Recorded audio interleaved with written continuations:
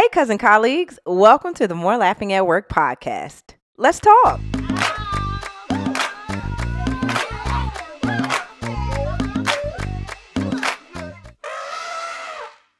What in the world was that? I know that wasn't an elephant. Was that an elephant?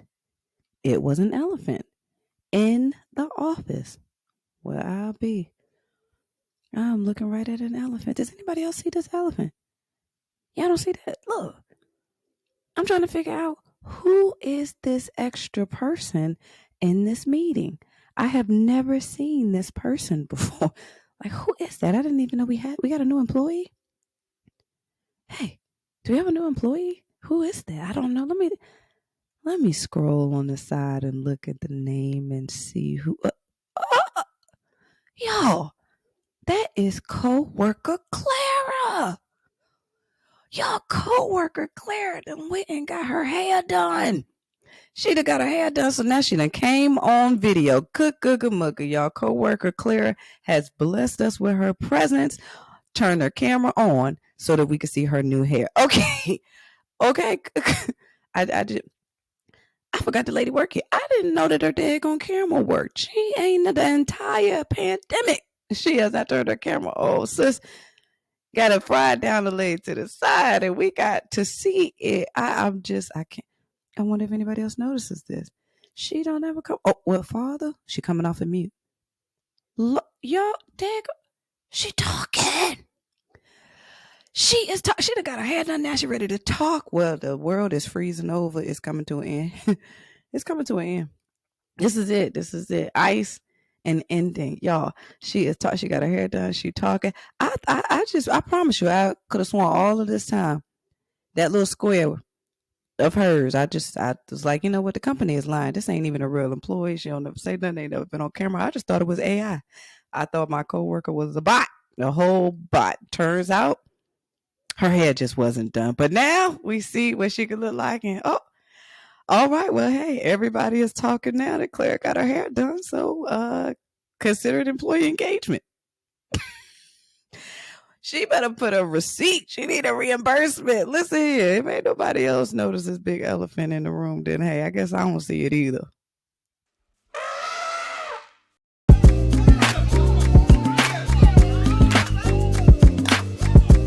Welcome back to another episode of the More Laughing at Work podcast.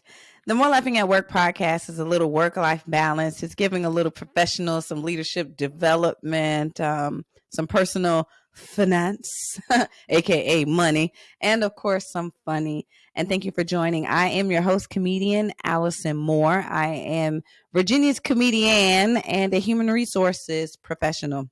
And I am so excited I am just grateful that you're hanging out with me and that I have the chance to give you, a little splash of some joy and sunshine at your job in place of employment, or, maybe you unemployed and you just listening for fun. I'm not here to judge. That ain't got nothing to do with me. I just know that I'm happy to serve. You know what I'm saying? I am a real human resources professional out here in these streets. But not just that, I am also lean in. I am also everybody's hype girl. The streets call me everybody's hype girl because, I have a gift. I was born to spread a little sprinkle and some sunshine. Just, you know what I'm saying? Just a little bit, just to make you feel better, just to give you a hype. Because who don't need a good hype? Everybody needs a good hyping every now and then. Don't you just, don't you wish you just had a hype girl to just pop out, before you go in the mornings, before you go into a meeting or just whatever, just like, well, wait, maybe not that sound effect. I'm working on my sound effects, but that is me. I'm everybody's hype girl because everybody needs hype. You get a hype, you get a hype. Even your granddaddy get a hype. Everybody, because everybody need hype. Granddaddies need hypes too. I don't know why I decided to bring your granddaddy into this. What did he have to do with it? But we're here now, and you are at work more than likely, or in the mindset of work. And so shout out to you if you are there, if you are on the way, if you took a break, If you are leaving, shout out to you. This is our 9th episode, and in the fashion of like like work environments or places, I don't know, maybe like I know we used to do this when I used to work in manufacturing, and I see it a lot in like some of the roadside assistants, like the VDOTs kind of people. Shout out to VDOT, because actually I did some work for a group of them maybe 4 or 5 years ago. But those kind of people that will count the days that they have been accident free, right? Here at the More Laughing at Work show, we're going to start counting the weeks that we are accident free. Many of you who hang out with me, you are just one wrong email, tone, situation, or microaggression away from slapping a coworker, and I am here to help. You know what?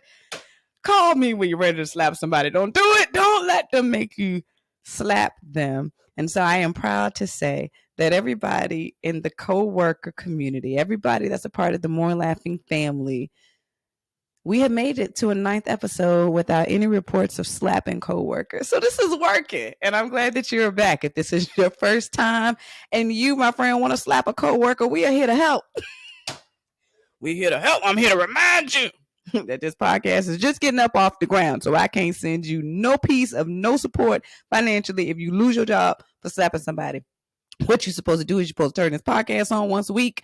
We get into this complaining, then we remind ourselves at the end of the day that it's a good thing. We are truly blessed, regardless of the situation. May be some trash, and we can make it better, right? And that's what we're doing each week, is making it better. So anywho, I am glad that you're hanging out with us. So let's see, since the last time we spoke, I had a birthday and I got into Club 40. Yes, I have a membership for Club 40. I hope you had a wonderful week. Whoever is on the other end hanging out with me today, I hope you have exciting plans in the weekend ahead. And if not, make some. Curate your life to be exciting.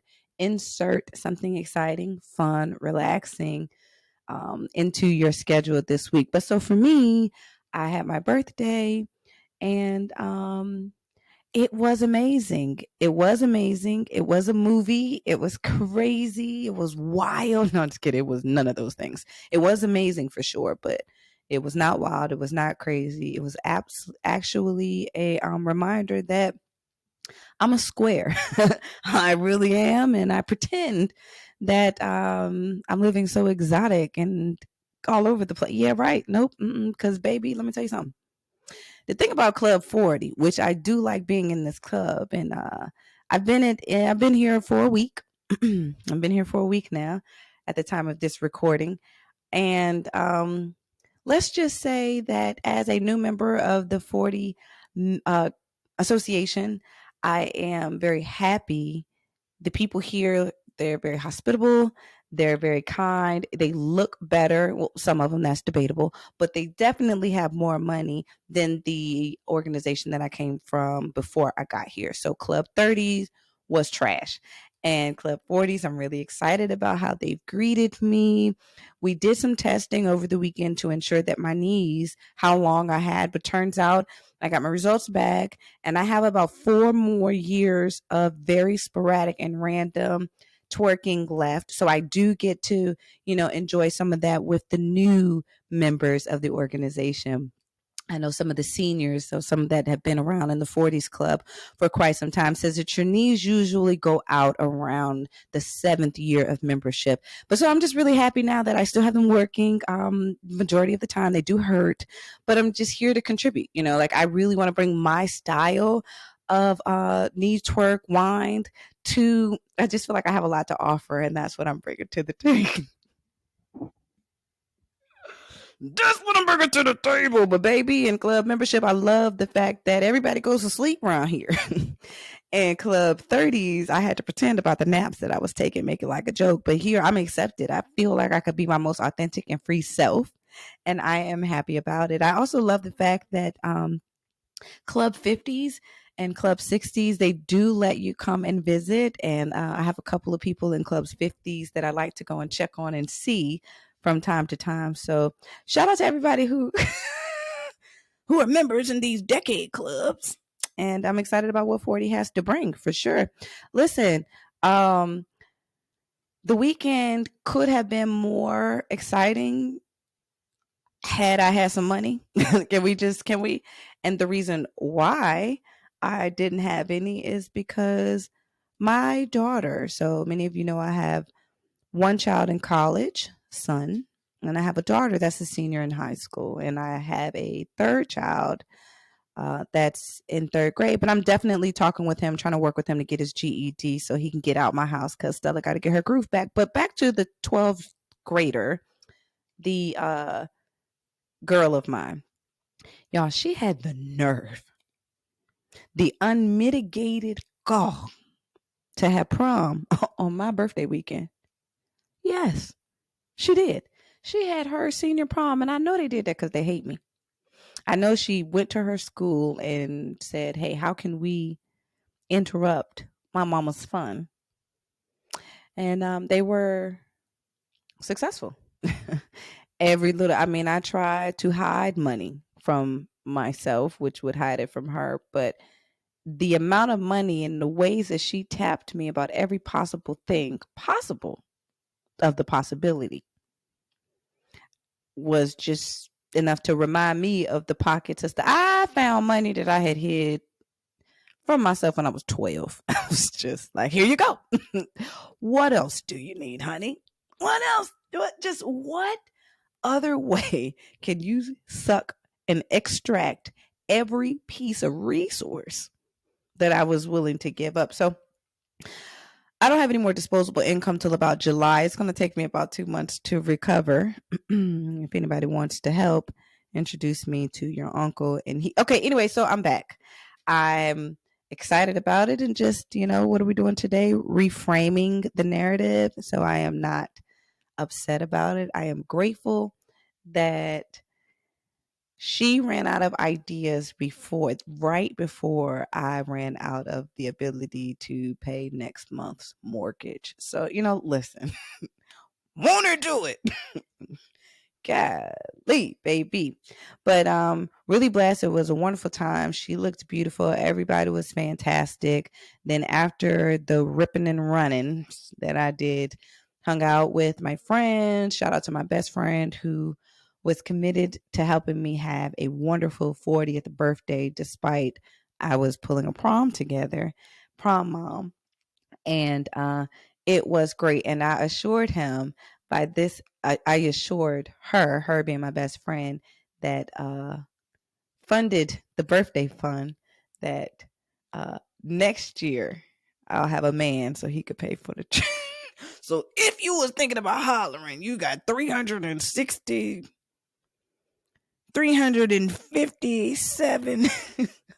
days. I don't know, 300 and somebody days to get it together. Because my best friend said she ain't paying for no more of my grown birthday parties. Ain't nobody tell me I have all these kids that got stuff going on that I can't afford to pay for my own birthday party. Anyways, I hope you had a fantastic week celebrating the holiday that is May the 4th be with you. And I hope that the 4th was with you. So listen. So today I am so excited about what we are talking about. We have a special upskill edition that I'm just really excited to share with you on today. I've gotten so much feedback on our other 8 episodes. I mean, y'all can't tell me that I'm not viral. I just looked at the YouTube video before I checked on this one. We had like 37 views. These hoes can't see me. They can't see me. Literally, they can't see me. They just, because 37 views, I think 8 of them was me. But you know what? Listen, I don't care. Started from the bottom, that we still here, but we're in this together and I'm proud. However, out of the group of you all, coworker, cousins, and colleagues that hang out with us, y'all better send me some questions and some feedback. I mean, a couple of times I have been taken aback, like, oh shoot, they serious. Oh, that's me. They asked me. I'm excited about our off the record letter today. And so we got some good stuff. But one of the things that people have been reminding me and showing me is how many let's say opportunities there are to level up and enhance real tangible skills. And so I want to make sure that we give space over the journey of the More Laughing at Work podcast to hone in on a particular skill or a particular piece of knowledge and information that we can immediately feel is tangible, and we can begin to apply that. Like if we're going to invest this week of at least an hour where we're growing together, we're being developed together, I want to make sure that I'm handing you literal things that you can say as a result of being a part of this community. You've benefited from this development and etc. So a friend of mine was like, you should help us level up on, certain skills. And I'm like, oh yeah, I need to bring in some. He was like, you do, ain't you the age? I was like, oh me. That's right. I keep forgetting. I'm not going to keep forgetting. I remember. So today we are going to do, let me see, this is our upskill edition. Pew, pew, pew. Sorry that y'all had to be a part of that sound effect. This is the beginning one of these types of episodes. So while y'all are there listening, let me talk to our producer real quick. Hey, Jeremy, can you put some pew, pew, pew, pew? Wait. Without me spitting on the on everything. Can you pew, pew, pew, pew, up in here for our upskill? Pew, pew, pew, pew. Okay, gotcha. So today what we're doing is we are upskilling, which sounds real close to upstealing. And we ain't stealing nothing. We are taking these skills and we're taking them up to the next level. What we are talking about at the skill set that we are upskilling today is, drumroll please, public speaking. Because baby, if I had a top 3 things that people would talk to me and come to me and say that they wish they could do better, or they really admire that particular gift or skill set that I have, and how can I, any pointers, it would definitely be public speaking, being comfortable and confident, presenting, speaking, talking, delivering a message in front of others. And I got your back. Yo, listen. I've been waiting for this. I didn't even know that I was waiting so long for this, but yes. So can we get into it? So shout out to you if you have some discomfort, we'll say that, around public speaking, around presenting, around getting up in front of others, around sharing your message with an audience of people. Shout out to you. Because you are not alone. Majority, I was going to get a statistic, because I feel like that the statistic piece would just make y'all know, just like, yo, she official. She threw some numbers in it.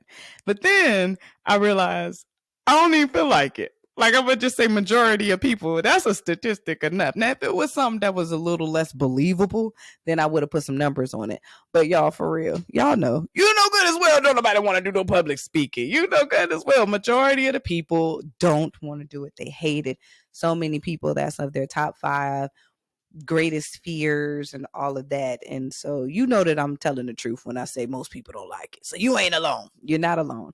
And anything that not anything, but most times when there's something that we don't like, we don't do it a lot. And if you don't do it a lot, hold on, pause.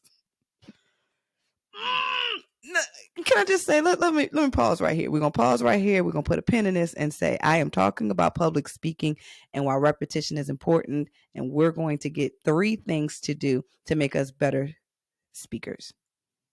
But I cannot miss this random one-off squirrel ADHD moment, because I just said something about doing it a lot. And that made me think of doing it a lot, which keep going, girl. Keep going. Podcast is corporate professional. You want sponsors. Focus.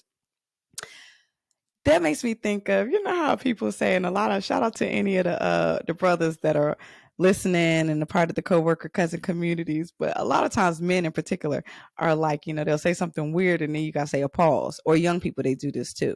Pause. So that means like, that was weird. Let's pause it right there. So when I say something weird, which is probably about 17 times a day, I always think in my mind, pause. But then in my mind, I think, how about you don't pause? Because that is so awkward. Like, why would you pause and relish in the weirdness? So like, just keep going. So then I just get in it.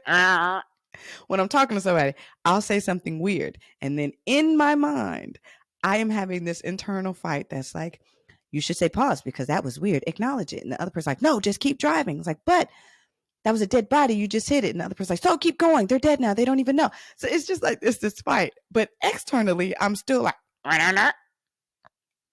like I'm paused. I'm stuck. So I should just probably say it because it's an elephant. Anyway, I just thought that I'd share. Shout out to you next time you say something weird. I hope that you join me in a wonderful internal conflict that externally has you looking crazy anyway. So you should just lean into it. You know what I'm saying? Just lean into it. Get in here. Get in here. The water is great. It is full of cornballs like me. Anywho, so back on that street. Let's get back out this woods. We're going to go back on the street. And now we're back. If you don't practice something, if you don't do something, especially the things that you don't like doing anyway, you reduce the chances, the opportunities to get better at the thing. And usually, the better that we are at something, the more we can do it, or it at least decreases some of the anxiety around it because at least we know it might be a pain in the butt, but we're good at it. And so, I want to help you all have some of the skill sets based on, or excuse me, enhance your public speaking skill sets just based on some of the things that I've done and a lot of the feedback that I've gotten that I do present very well. Now, sometimes what the heck I say is debatable, but how I said it, you listen, god dang it all. All right, so let's get into it. So there's three things that I think are crucial. If you begin to apply these three techniques, tips, or what have you, immediately you're going to see improvement. And so, again, if you're somebody that is just completely, you don't do it at all, you hate it completely, or you feel like you give yourself a 0 through a 2 on a scale 1 to 10, 10 being the highest, then this is perfect for you. But if you're already strong or you just want to get better, I hope that this is message and content that's valuable, transferable. So I look at it in three ways. There are three things that I do. First, there's an internal, then, and that's all about the mindset. And I used to teach a public speaking training in person. This is before the pandemic, and I might like a workshop for matter of fact, I'm gonna bring that back. Thank y'all. Thank you for you ain't asked, but that sounded hey, right, girl. I forget. And sometimes you just gotta talk out loud. You remember, you know what? I'm not new to this. I'm true to this. Sure did. I remember doing a TikTok. Shout out to TikTok around the clock in Hampton, Virginia. Their daycare staff and team is probably about Miss Gibson is the owner. I don't know, maybe about 30, 35. And we did customer service, we did public speaking, but it was important to her to elevate the professionalism, the experience, the presentation that her teachers and staff presented to their parents, because this is like definitely a higher level of a child care facility. So I really enjoyed doing that. But from that, I pulled these tips. I didn't even realize from that lesson, that workshop. But here we go. First thing is internal. And I mean, obviously, we could talk about confidence, we could talk about self-esteem, but if you got the presentation tomorrow morning, it's just believe in yourself. Lie to yourself tonight. You need to go to a therapist, and I do too. It's not just a you thing, but some of that you ain't gonna be at a bar for tomorrow. But I'm gonna give you some things that you can do immediately. So the internal talk that you need to remind yourself of for tomorrow is that everyone in that room is human. Like I just like to tell people, humanity. Continuously remind yourself that you are meeting humans. Now, a lot of people, they'll talk about, when you're about to do your public speaking, then you think of everybody in the room naked.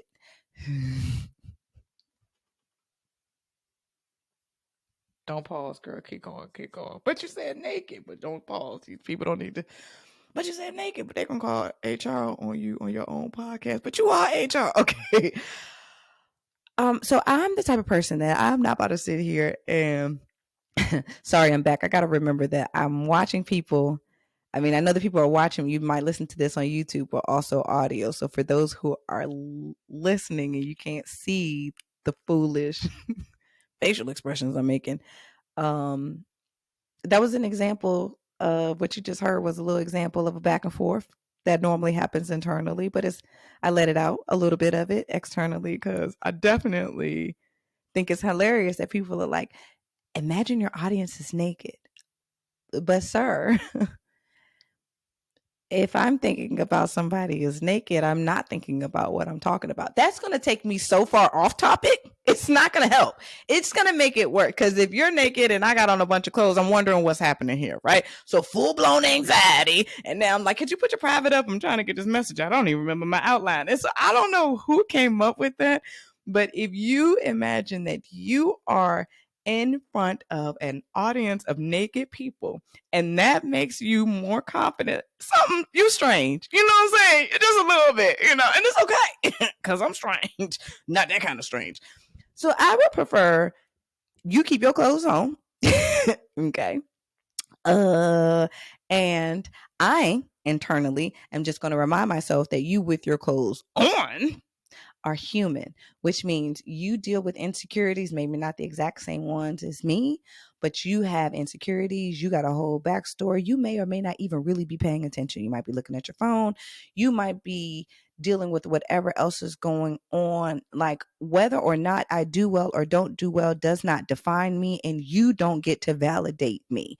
This moment is not going to make or break me as a person, me and my value. This is just one time that I am going to present. Breathe. Everybody here is human.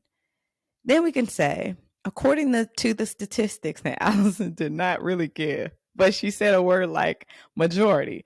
Majority of this room would not trade places with me anyway. Majority of the people in this audience would not get up here and give this talk. They would not want to. If I offered the microphone over to them, they would have a whole entire meltdown. Yet again, y'all not about to make me feel any kind of way. Like, that's another way to be talking yourself through these moments of preparation when you are about to do a presentation or a public talk, or if you're a stand-up comedian practicing or going to open mic, or a poet or whatever, or you got a virtual presentation or whatever. Remember, most of the people in that audience, they as uncomfortable as you. So let's reshift the power dynamic and you not shrink back because you're on stage. You are the hero regardless. You're brave regardless. You're courageous regardless, because you're the one that's standing on stage doing what majority of people would not want to do. So that's the first thing. So let's just set our mindset. All right, so now that we got our mindset, we are like, you know what? Everybody in this room is human. This is an even playing field. The difference between myself and them is that I'm the one that's speaking. I just happen to have the mic right now. I'm going to share this. This is not going to take me out. I can think. I can breathe. I'm going to relax. I'm going to calm my heart down. I got this. So after we get through that internal place, the next thing we're going to do is start to think about what are things that I know are going to go wrong or left. What are things that I can prepare for, so that when these things, or if these things more than likely happens, it doesn't take me out because I'm already ready. I already have an answer. My experience is that when you do this, when you are already prepared, as much as possible, that will help alleviate the stress. So these are things that people really underestimate. If you know that you have a perspiration situation, and I go here a lot because I am a person that my body knows how to get the liquids out. It is just like, oh, we don't want this. We're going to produce a lot and you can have it. The more anxious I get, the more my underarms are going to sweat. You're going to get this sweat. It can be a snow blizzard. I'm going to sweat up under my arm. So I'm just nervous. I'm anxious about what I'm doing. Some people might get flushed in the face and red. I got a lot of extra melanin. Shout out to you if you've never met me or seen me. I have an extra dose of some of the most beautiful color that there is on the planet. But so I don't get red. My red, my rosy cheeks, that's not my thing. Now I could fill up and I'm hot as heck, but it doesn't change colors. It just squirts out of my underarms. I don't that's so you just gonna sound crazy all the episode, huh, girl? Okay, so for me, because I know that I'm gonna sweat under my arm, especially the more nervous that I am, then I have to say, well, what are you going to do to prepare for that? Well, maybe because for me, like when I sweat under my arms, if I'm like, oh shoot, I think I'm sweating, then I really get extra nervous, and then I really extra sweat. So if I might have just had a little ding ding sweat, it's gonna be a whoosh sweat. The more that I'm in my head about it, so I had to learn very early on in my comedy career of stand up, and because I like to dress. I like to put colors and different patterns and things together, and I like to be fly. But I had to realize, you want to be fly on stage, or you want to be most comfortable and get through this material. And so then that for me turned into less on wearing the flyest outfit and more on picking on stage clothes that you feel comfortable with. For me, on stage clothes are clothes that I can either put like the armpit pads up under, or they're clothes that are darker in color. So I won't be as uncomfortable with the idea that I got this huge sweat ring up under my arm that's making me look crazy. And again, people just sweat, and that's a thing. Like if I talk to anybody who was very anxious or uncomfortable with it, I would be talking to them like, don't worry about it, everybody sweat, blah blah blah. So it's a thing. But when you're presenting, when you're speaking, when you're whatever, some of your normal tics that are your thing or who you are, whatever, and you're used to it, it's just an extra, it's that much more illuminated, especially to you when you're on stage presenting or you're in front of people talking. And so that's why you should take extra care. Like I could sweat any day, every day. And I'm not walking around here every day wearing underarm pads. But when I know I'm about to go on stage, I am definitely going to try to wear darker. Like I'm going to be intentional about that. So I want to encourage everybody to spend time thinking through, what ways are my body going to try to embarrass me? What way is my body going to get to shine? I'm try, sometimes pieces of our body got main character energy. So if your body got some main character energy, then you need to be prepared for what they're going to do, the diva in you that's going to come out. I'll tell people, if you have the type your hands get sweaty, to get you a napkin. Always have you a napkin or a handkerchief and hold your microphone with that, so the mic ain't just dripping up and down, or it's in your hand if as you switch from what you're holding or whatever. If you're the type of person that that your mouth gets very dry when you're anxious or when you're talking or whatever, the night before you need to be drinking water. If you got a presentation tomorrow, you definitely need to be drinking water. Hydrate the day before. Or take a little mirror, pack your ladies. Like if you like me, you already know I got a struggle tussle with the cheap type of lipstick and stuff that I be wearing. One day I'm gonna level up. But as a result, I don't need to go into any situation where I'm going to be presenting or talking and not be ready to. Maybe I might have to do an extra little bit of massage around my lipstick ring. These are things, because when I'm on stage, I'm be thinking in my head, oh shoot, I wonder what my lips look like. Oh shoot, am I sweating? Like these are all things that I know might go left that I can think about in advance and prepare for. So it doesn't take me out of my zone, or it doesn't add to my pressure or my anxiety when it's time for me to talk. Some different things outside of maybe the physical or the hygiene stuff or whatever could be technology. Yes, we have been in a pandemic for forever, which I heard last week that they said that the pandemic was over, it declared, but I don't know. Let me stop making up stuff. I just be throwing ish out up here. Don't make me not credible. Not yet. Let me at least get to 10 episodes. But 3 years we've been in a pandemic, and some of us still can't share a screen on Zoom. We still don't know how to do certain things, and that's okay. This is not to shame you with that. This is to say you already know that you tussle with the virtual side of things or the technological side of things. So why don't you tag in your coworker? You gonna be at the meeting tomorrow, or somebody, you're gonna such and such. Do you mind driving the presentation for me? Or can I send this to you as a backup? So if mine doesn't work, you can pull yours up. You'll be ready to go. Like think of things that commonly, very more than likely happen, and have an answer for it. It will make you stand that much taller. So manage the expected left turns. I don't know why I popped my hand to the side like that. Okay. All right. So now here's one third thing that we're doing. We're talking about upskilling. The upskill for today that we're doing is on our public speaking and our presentation. The next level to this is drum roll, please. Why am I saying drum roll like a surprise? It is a prize because you're going to feel so much better the next time you talk in front of people and realize, this is easier. This is more fun. This is more meaningful than it has been in the past. That daggone Allison. Okay, focus. Let me hold on. Because I do oversell stuff sometimes. Let me focus. Bring it in. Keep going. Okay, so the third thing that we are talking about in our public speaking space is get that outline together. Okay? Gone are the days where it's, I don't know what I'm talking about. I mean, I got an idea. I'm going to just show up. We're not doing that no more. This is the year of excellence. You don't really know what you're talking about. You're just kind of figuring it out. You don't think everybody else can tell? They can tell. We can tell. We see you. Matter of fact, that need to be one of my office elephants. Somebody always want to have a speech and they ain't never prepared. I just threw a couple of things. I don't really have nothing. And stop telling people that you didn't. It's so insulting. Maybe it's just to me. But if you going to sit up on that stage and have the audacity, I just threw something together real quick. Why the heck am I here? I put on a bra for this. Why am I here?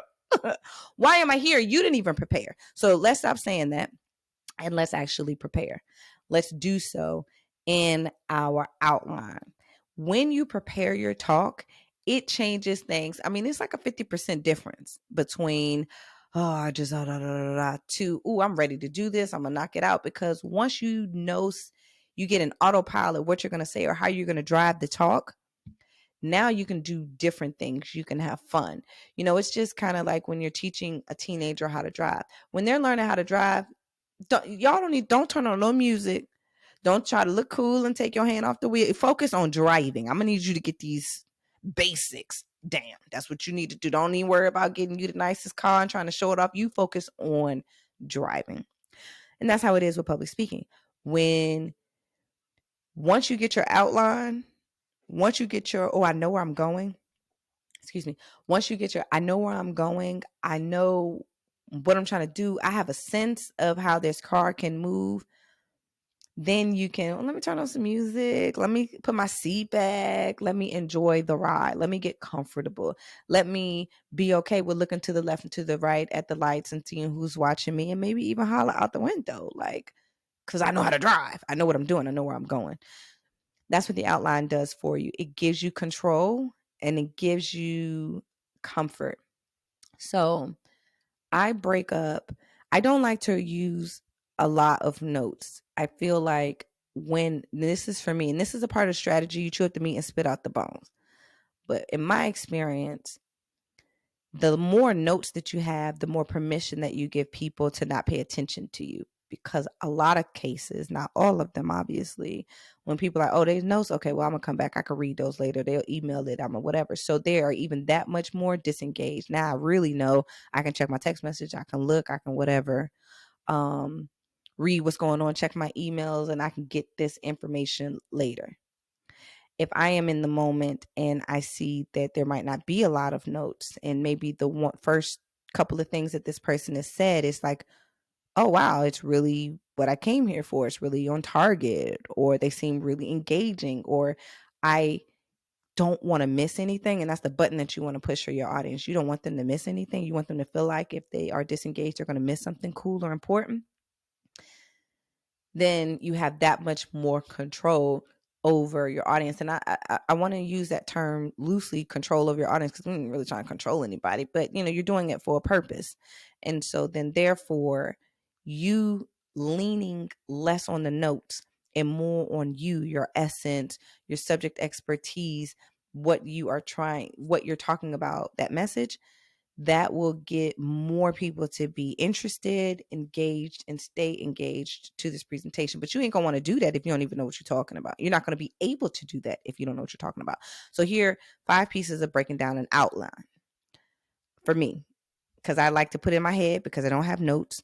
I also don't have the most fantastic memory unless you did something to offend me. And then it's like it's a machine that comes on and I remember every single thing. If I feel hurt or in danger, I remember every single thing. And anything outside of that, the stuff that really matters, I can't remember. What's my kids' names? What? My child. Anyway, so 5 pieces. The first thing that you want to do when you're about to talk present, whatever it is, you need to always know, and I recommend writing stuff down, but always know what's your purpose. What are you doing this for? What is the single most whatever? Because that's the way that you're going to measure whether or not what you did was a success, is knowing what the success look like for you. So are you doing this presentation because you want to literally educate? Are you trying to educate or inform your audience? Like you want to teach them something that they did not know or knew less of. And as a result of this moment or their time with you, they are going to have this information or this output or outcome. You know, if you educate, entertain, educate or inform, boom. And then maybe entertain is one. You just this hour. And for me, sometimes it's simply about entertaining. It's simply about giving people in a moment of escapism. Did they have an hour, 30 minutes, 15 minutes, or whatever, that they could just literally leave their whatevers and just be entertained by you? That's your goal. Or maybe it's, I am doing this so that I can expand my network. I need to be in front of people that are more like minded or over in this industry or profession, or I need to be impressive in this space because maybe this is where our clients are, or whatever. Whatever your thing is, your reason, your purpose, that is most important. Why are you talking? Why are you putting this together? Because once you have that, you can use that to vet a lot of the things that you put out that you want to say and you want to do and you want to talk about. You'll find yourself able to use that to trim the fat. If you know my sole purpose here is to, let me say, if you know that your purpose is to network, grow your network, you know that your purpose is to connect with more people in this field or whatever. And so you've accepted the opportunity to talk so people can know who you are.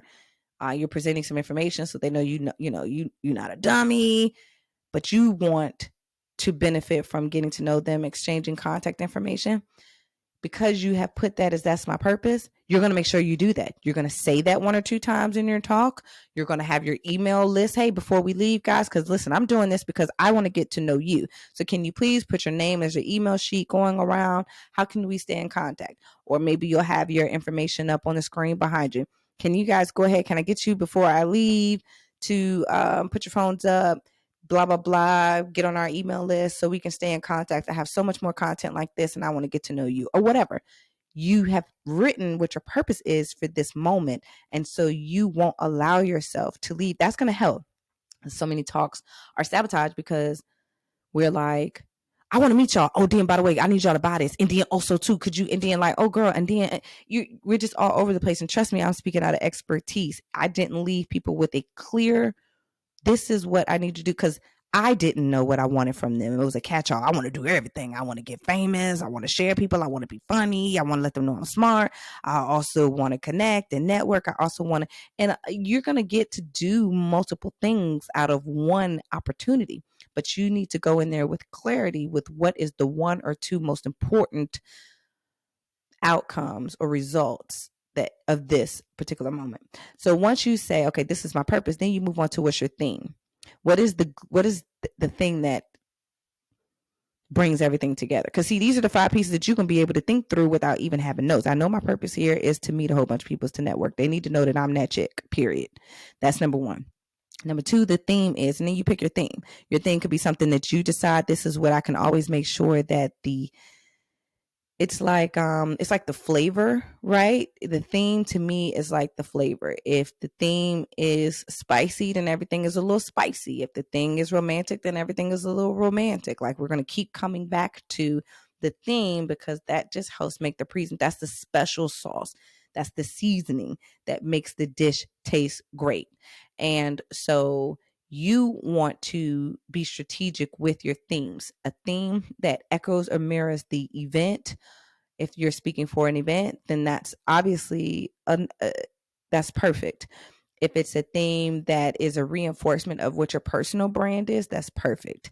If you're in a work environment or you're presenting for your coworkers or your colleagues or your leadership or maybe your peers, then giving a message that reinforces or is closely aligned to, let's say, maybe the mission of the organization, or maybe a fund, something that the team has been talking about, where is very clearly connected to the bigger thing at play, that is going to help keep your presentation looking so amazing in comparison to your peers, and then B, it'll help you stay focused, and it'll help make sure that you are doing everything that you can to fulfill your goals.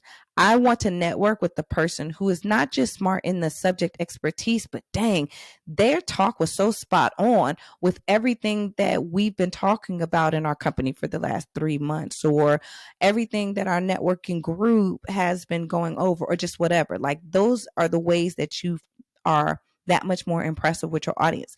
The more impressive that you are to your audience, it's going to be, there's going to be reciprocity there from the beginning. You come on board and you already know what you're trying to do, so your openers, your themes, and all of that is coming across. Your audience, they're putting their phones up, right? Because they're like, I don't want to miss anything. She ain't got no notes, and she is on point. Like, wow, this is engaging. This is what they said that the workshop was about, or this is what co-worker Clara has been tasked to do, and now she's talking about it with her new hairdo. Then I want to pay attention. I'm really going to be listening because, wow, this is impressive. So, you as the person who's preparing for the public's your talk, excuse me, you say, do I have it very clear to myself what my purpose is for doing this? What does success look like for me? B, what is the theme? What is the thing, my callback, my wraparound, as I'm moving through the information, I know it's all about, let's say, for example, that it's about environmental. The theme is environmental stuff.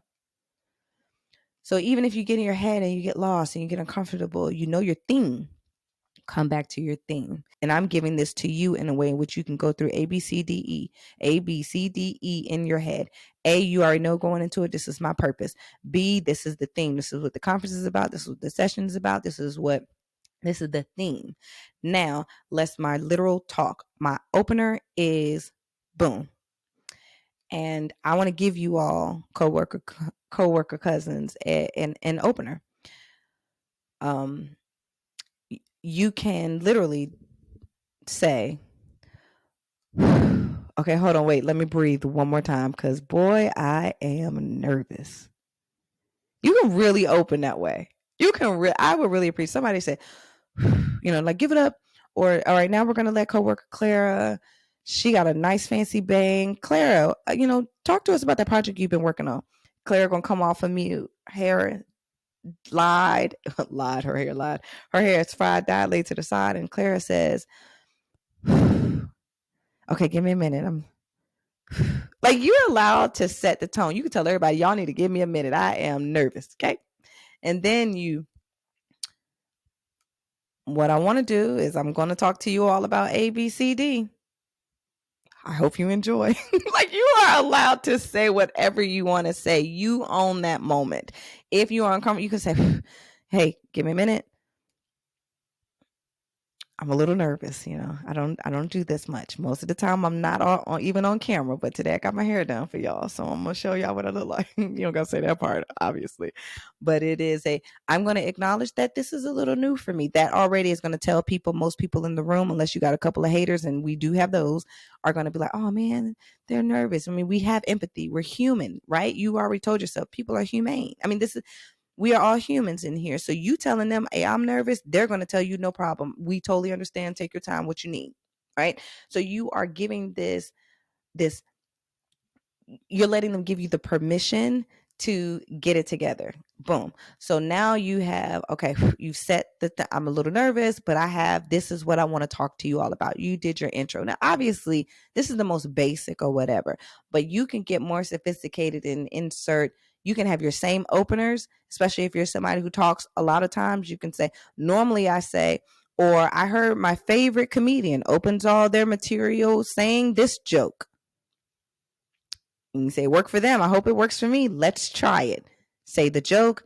People laugh and say, whew, all right, we got that out the way. Now you're allowed to do that, right? So those are two options that you have for your opener. Just saying, hey, I'm a little nervous. This is new to me, but thank you for your attention. Today I want to talk about boom. Or you can try to just be clearer right up front, give a joke humor always helps. And you can say, hey, my favorite comedian usually opens with this joke, or I heard this and it works for them, or my favorite comedian has this joke, it works for them, let me see if I can make it work. And when people like, let me see if I can make it work, or let me see if it works for me, people will like like, that's funny because you're saying, I took this from somebody else, let me see if it'll help me. You say the joke, they may laugh, or it may be a dad joke that does not work. In either case, you say, wow, okay, that did work, I need to go ahead and tip them. Or you can say, that didn't work for them, remind me not to do that again. All right, so I want to just talk about today, we're going to talk about, boom, now you have an opening. You built relationship with the people, they want to hear you, you've relaxed yourself a little bit, you definitely, they're good, they have a sense of either you're quirky or you're introverted or you're shy or you're confident. So now they're ready with the energy because you have told them this is what I'm going to give you. And now you're ready to get into your information. Point one, point two, point three, period. And your point one, your point two, your point three is seasoned with your theme. And it all is clearly a reflection of, what you were trying to do. So you're making sure that at least in one of those points, you are giving things that support what your purpose is for the talk. And lastly, for your closing, you have a call to action. I am not all, even though I do this a lot personally, I'm trying myself to work through it. I am not a huge fan of, I'm not a huge fan of, restating everything all over again. I mean, I see it done well and I try to do it well, but usually when I go back and I watch myself, I'm like, you didn't have to repeat that. They could have just rewinded it. They could have started it over or whatever if they would have wanted to hear it again. So sometimes you might not want to add another 20 minutes to restate what you just stated. Or sometimes if you do it well and it's a part of how you learn and their learning experience, to redo it multiple times. And so I try to kind of tap into that. You can do that. But in either case, you want to make sure that you're buttoning it up, you're closing things up, and that there is a callback. Whether or not you restate, okay, don't forget now what was point one, what was point two, point three, okay, perfect. Now, you may or may not want to test the audience's knowledge, you may or may not want to repeat yourself, but you definitely want to give a call to action. So you definitely want to tell them what to do with what just happened. What just happened? So many times I have missed opportunities because I did not have a clear call to action. I killed that set. I mean, those people love me and I didn't give them nothing to do with what I said. So your call to action should absolutely give your audience something specific to do in order to reinforce what your goal is, to bring that to an end. So if your goal is, again, to network, your call to action is, I need you to get your butt on my networking list. If your call to action is to get a raise, then if your purpose of your talk is to get a raise, then you need to follow up with your leadership team and say, hey, what did you guys think about my talk that I gave for the team today? And how likely is it that I will be considered for this upcoming promotion? When can we talk? When can we follow up from this presentation that I just gave? Like, give people something that they need to do as a result of hearing what you did, and the level in which you prepare and the level in which you land that presentation is going to inspire them to meet your energy, or they will absolutely not meet your energy. And then you have a whole nother thing that you can decide from that. But you put out this thoughtful, intentional talk, whether or not you notice I didn't say anything about stuttering and fixing your words and whatever. Like, we got speech impediments. I mean, we got stuff. It's not about that. It's about how much I can tell that you put time and effort into this information. And the amount that you did is the amount that me as an audience member is going to give you back in attention. So I hope that was really helpful in our upskilling. The last thing that I want you to do is take all of those tips, especially those 5 components of you outlining your talk, and then record it on either your Zoom, set up your own personal Zoom and record yourself, or do it on your cell phone camera. That's the piece that you have to do. If you don't do one of those other things that I said, if you want to get up there and have a crusty lip and you don't want to take up some extra chapstick or something, or a mirror, or you don't care about your underarms sweating, or you not being able to share a screen, maybe you don't care about any of that stuff, or maybe you like to just wing it and you feel like you have better conversations when you wing it off the top of your dome, that's cool, whatever. But what you cannot not do if you want to be a better public speaker. You cannot circumvent the process of practicing. So sit your butt. What was that? A butt? That was a behind and a butt. That's what I get. Sit your behind down in front of a camera and practice. Okay. Practice, practice, practice. Talk in front of a camera, turn your head, smile up, down, especially if you're going to be doing the virtual, or do it in front of your cell phone or in front of a mirror and record it so you can see what other people see. So you can experience what other people experience when they hear you. And then that you will know when you're doing it.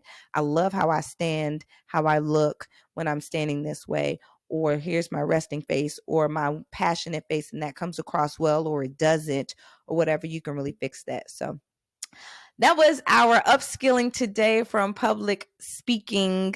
I hope that, you got something that helps you just take it to the next level. But I need you to do me a huge favor, if you will, for me, please. Tell me which part of that was resonated with you the most. Which tip, which tool do you need maybe me to further expound upon?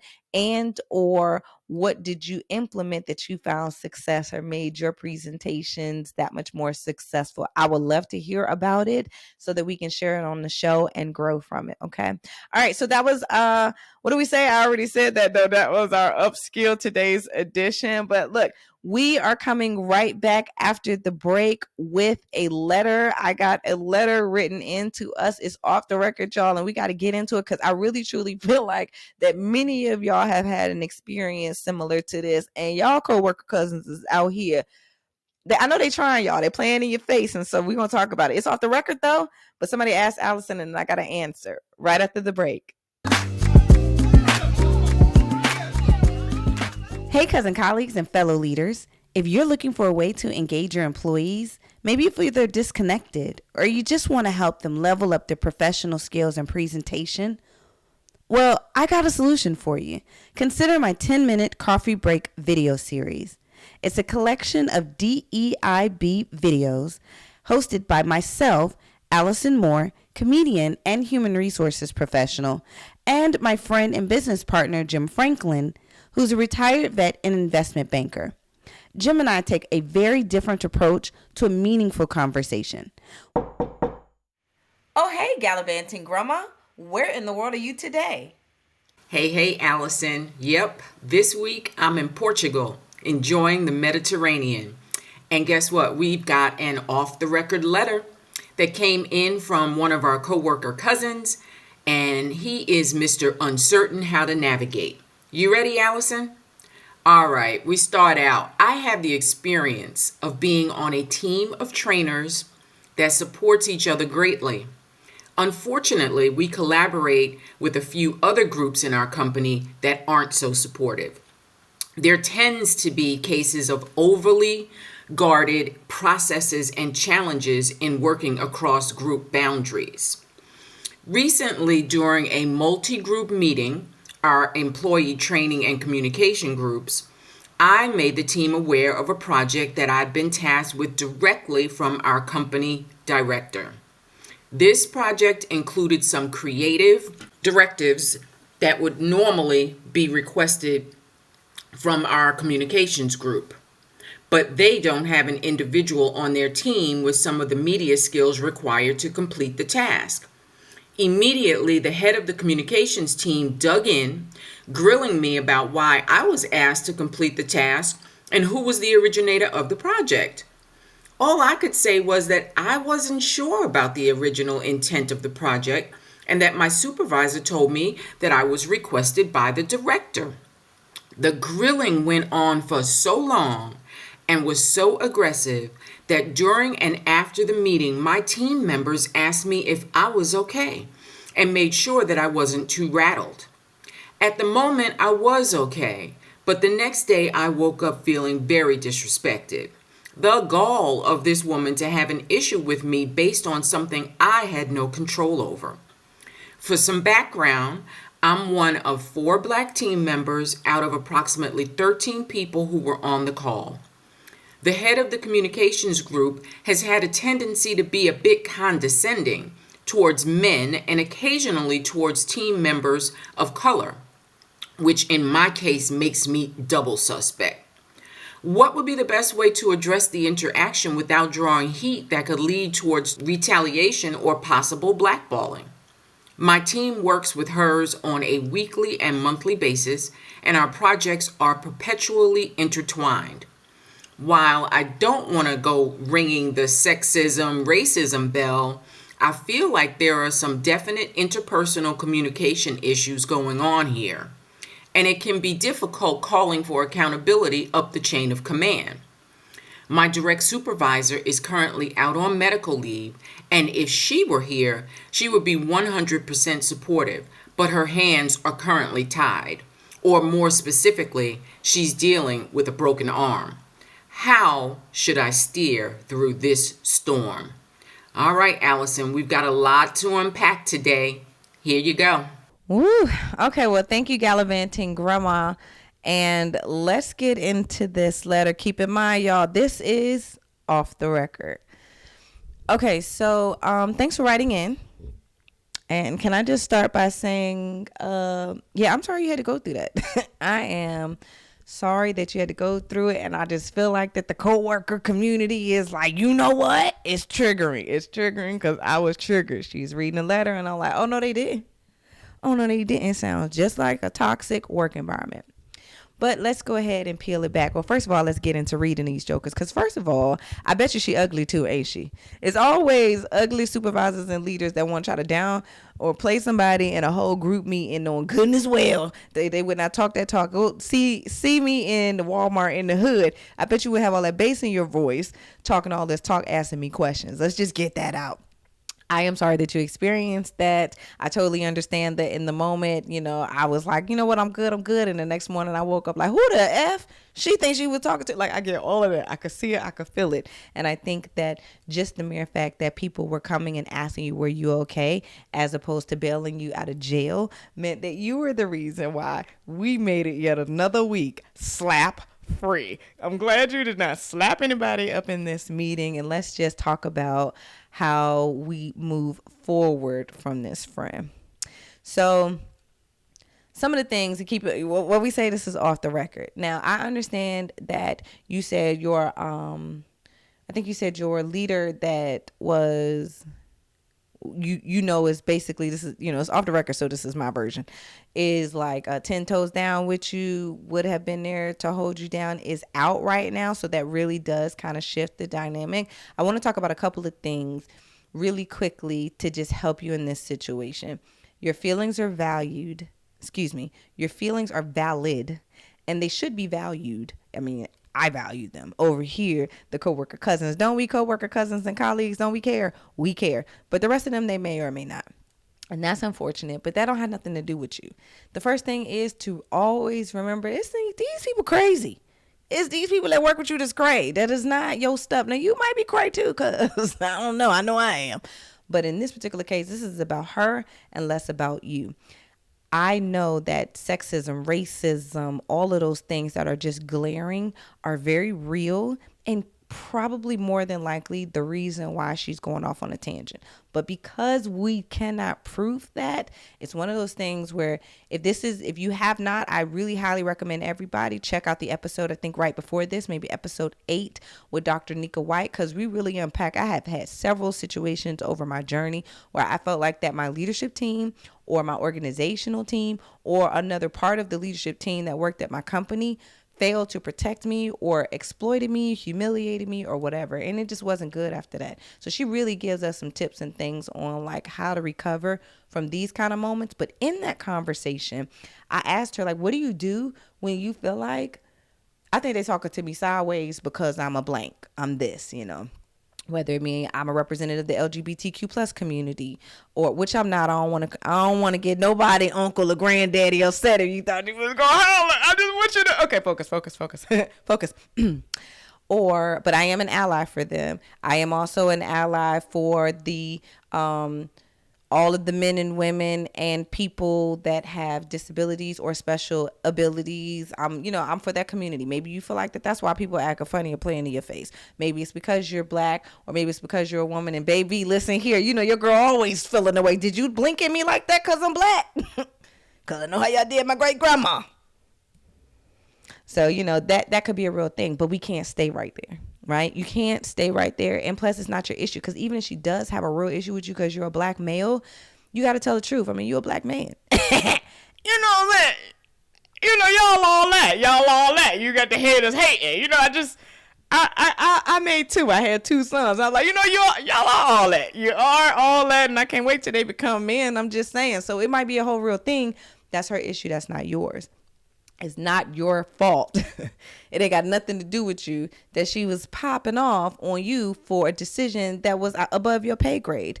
But that's why this writing conversation is very helpful for anybody else who's listening, because they get to benefit from your experience, and they'll know if they ever get caught off guard in that way, that they will answer it by saying, hey, I think that this has really upset you. I can tell things are getting really tense.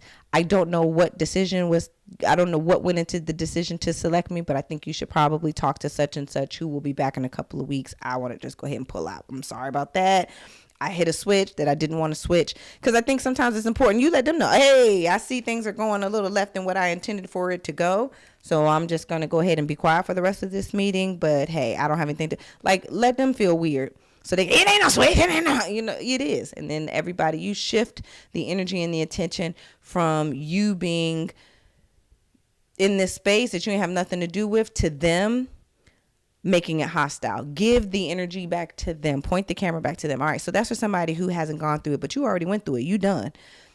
What do? You make sure that you remind yourself you cannot help, control, or figure out what the root of her issue is. However, you are only going to manage what you do with what happened from this point. The things that have happened from this point is you had a person on the leadership team as your organization who, like you said, at a minimum, the issue is they just don't have good interpersonal skills, because maybe it has nothing to do with how you look, any of the protected Title IX, any of that. Maybe it's just simply because she don't know how to talk to people. That's still a thing, which is why, side note, y'all need to hire me and bring me, or even my gym. We have a consulting conversation to help leaders talk to people, especially when they're uncomfortable. Y'all need to bring, because this is how y'all doing y'all employees. Anyway, y'all leaving these crazy managers to the employees. You sucking the life out your best employees, but that's a whole nother thing. For you need to say, okay, she got issues. It has nothing to do with me, but I don't like how she talked to me in front of everybody else. Like, you need to have a zoom out moment, and you need to really pick what just happened. You were humiliated and disrespected in front of a team of people. So not just did she not have respect, but she potentially interfered with the increasing work that you do every day to keep your peers and the rest of your leadership team and organization respecting you. So she went and undermined. She literally cut you off at the knees. Like, yo, what are we doing? That's not an organization, or maybe it is, but I'm sure it's not, that you want to work at. Right now, you're kind of breaking and peeling apart what just happened. And is this a culture or an environment that you feel safe in? Were there other leaders in this? I know you said like some of the other employees or whatever came up to you afterwards and was like, you good, but were there other leaders in that meeting? Did not any of her peers feel it necessary to check her openly? Now, they could have done it privately, but she didn't. It wasn't enough for her to come back to you and say, hey, I think I was doing too much.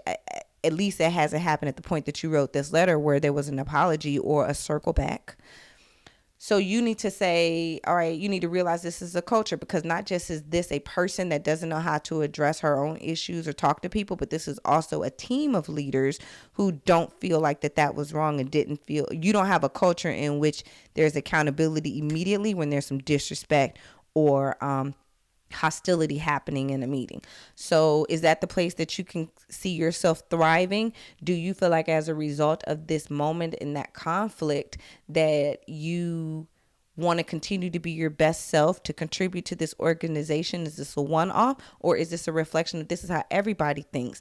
Then I have some questions and some concerns about, like, you have your person maybe that you roll up to who is out of the office. Is there only one safe person that you feel comfortable with talking to? These are red flags. Many times we find ourselves in spaces and places where we make that one-off when it's really a once a month, when it's really a part of the culture, when it's really something that this shouldn't, you keep sweeping stuff up under the rug is sitting up, like the rug ain't even flat no more on the floor. It look like, what is the elephant under the rug? So you have to be real and honest with yourself, because I saw some green flags in here. First of all, you were self-employed. You were not self-appointed. You were appointed to this position, opportunity, something that must have been important enough to get up under somebody's skin. You got value. There must not be a lot of people that are able to do what you're able to do. You have value. So just some things that, and I don't know everything about your situation, but things that the way that this letter was written and what I heard her say, you are important. So if they cannot at a minimum respect you, I'm going to say respect you as a man, but the same level of respect would be there if you were not a man. If you were a woman, I would say the same thing. They can't respect you as a woman, but if they cannot respect you as a human or a professional, a contributor to the team, if they can't check your girl, if there is no sense of, man, maybe I was doing too much, if you don't feel like, okay, they knew that it was a bad day, it was a real tense moment at the office or whatever, if you're not feeling like that, then I would ask myself, is this an environment where I want to continue to give the best parts of myself? You come to work, most of us come to work in the morning or at the top, the first parts of when we wake up, our freshest, best, most engaged selves we're giving over to an employer. They have an expectation that you come with your best self. You are allowed to have an expectation that they create the culture and the environment that your best self can thrive.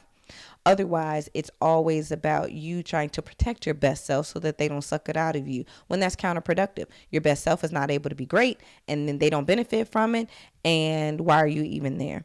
So these are some of the things that I would recommend off the record that you consider. And then go ahead and write your leader. I know she out on medical leave, and you can go ahead and say, hey, listen, sorry to interrupt, but you did not leave me. Or maybe she did. Like, did she leave with a second in charge? Like, who is on the, hey, and who's on her out of office thing? Hey, I'll be out for the next 5 weeks. If you have an immediate issue or concern or whatever, go to such and such. Who is that person? That person is up there. Now, I know you said your leader is your safe space or whatever. I think that's maybe some of my terminology, but my takeaway. I would write her a letter, and I would say, ish is going down while you out. I can wait until you get back, but I want to let you know and want to mark and do a timestamp, because this really did bother me, but I don't really know how to handle it and feel most comfortable sharing this with you upon your return. Hopefully you can make this one of the priorities when you get back. Maybe CC that other person that's up there, or maybe go to them and CC your leader. I would have preferred to have this conversation with my supervisor or manager, because I have that relationship with her. I feel like she will understand what I'm saying, but I also don't want this later to be diluted or appear as if it wasn't that important to me because I waited for her to return. So I'm bringing this to you now. But this all needs to be written. And you need to write, even if you don't write here's what happened in this, like the way that you wrote it in here, but you need to say, I had an issue on this date with this situation, and I'd like to talk with somebody about it. It is emergent. I want to talk immediately, or it's not, and I can wait until she returns, but I need to make sure that you all know I'm uncomfortable with what happened. And let them fix the problem and judge them for that. And ask yourself, do I want to be a part? Do I want to add to the team that does not care about how I'm feeling, that doesn't come and lift me up when their team brings me down, that lets somebody lose it because they got some issues? I mean, the other pieces, she might have an issue just because of all of the pieces that make you great may bother her. She might just have an issue, ain't got nothing to do with you. She just tired of her colleagues not letting her team. Maybe somebody on her team, she did ask for this opportunity for them. Or maybe they told her they were going to pick somebody or whatever, and you were just in the way. She just wanted to know who told her, so she can go back and yell at somebody else, and she didn't even realize that she was berating you. That could be it too. That's why I'm like, don't spend too much time thinking, what did I do? Is it me? It could be because of this, because that's going to make you angry or sad or however you process stuff. Until they tell you that was the issue, we put that back on them, and then you make a decision. I don't care what your issues were with why you said this to me. Now I'm deciding if I want to continue to cultivate my talent and give myself in a space that treats me like this for whatever reason. So I hope that was really helpful.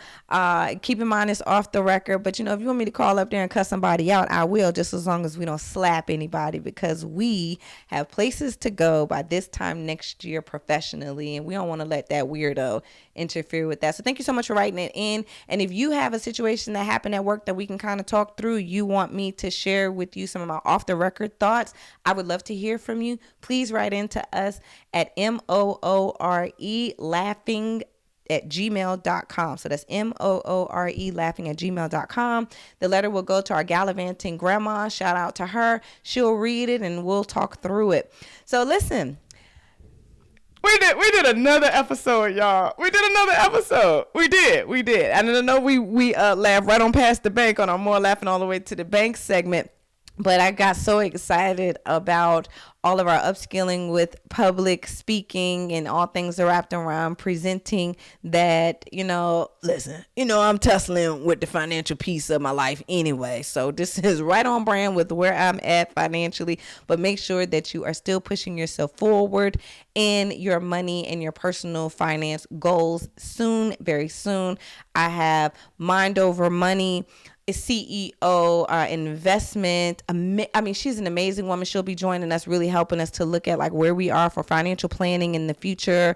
For those of us who are really trying to, sophisticate and level up with our little bit of coins, our $300 that we got, we trying to flip it, I have so many people coming in that's going to be joining on that segment that's going to add to that conversation. I also have some amazing co-worker cousins that are going to come and be guests with us in the break room. I got a homie that we're going to talk to. He represents the special needs community.